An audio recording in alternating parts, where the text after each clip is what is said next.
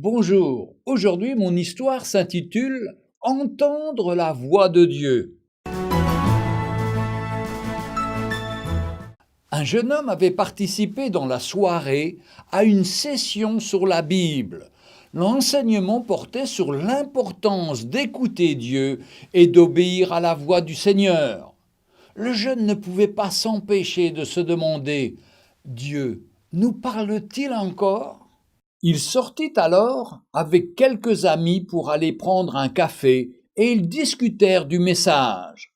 Plusieurs d'entre eux parlèrent des différentes façons que Dieu avait choisies pour les guider.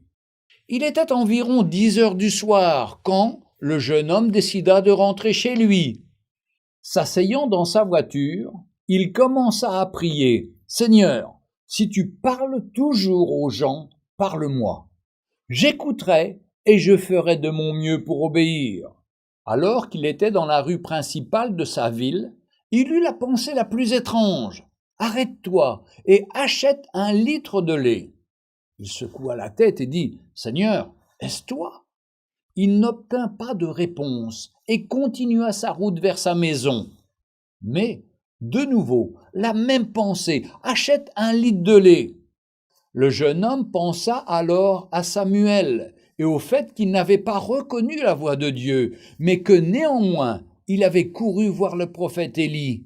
« D'accord, Seigneur, en cas où ce serait toi, j'achète le lait. » Cela ne paraissait pas être un test d'obéissance bien compliqué.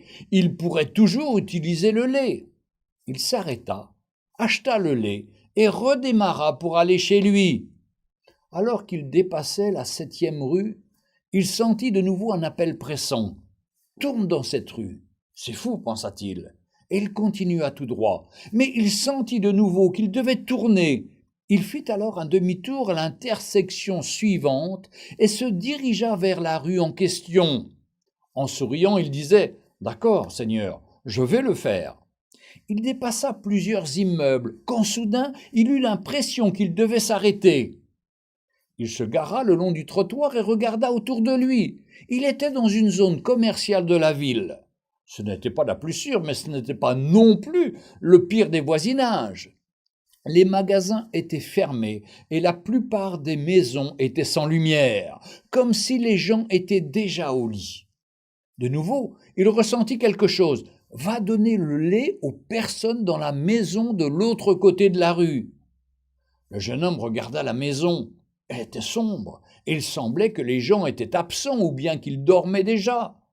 Il commença à ouvrir sa portière, puis se rassit au fond de son siège de voiture. « Seigneur, c'est du délire. Les gens dorment, et si je les réveille, ils vont être furieux contre moi, et j'aurai l'air stupide. » Mais il sentit de nouveau qu'il devait aller donner le lait.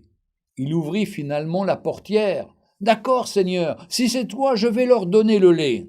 Si tu veux que j'aie l'air d'un fou. D'accord, je veux être obéissant.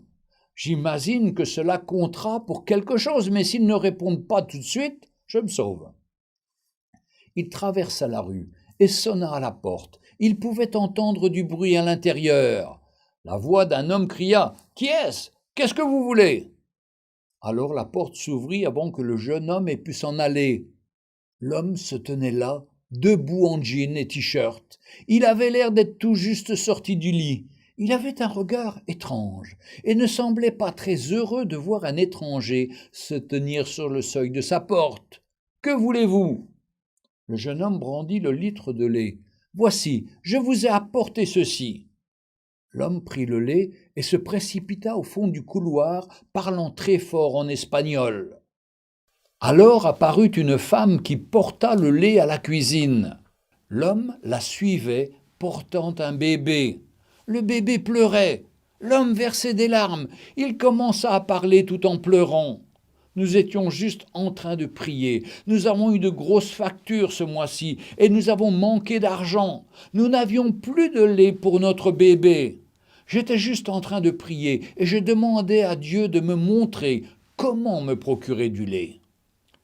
Son épouse dans la cuisine cria « Je lui avais demandé d'envoyer un ange avec du lait. Êtes-vous un ange ?» Le jeune homme prit alors son porte-monnaie et retira tout l'argent qu'il avait sur lui et le mit dans la main de l'homme. Il fit demi-tour et marcha vers sa voiture très ému. Il venait d'avoir la preuve que Dieu exauçait encore les prières. Retrouvez Un jour une histoire sur www.365histoire.com.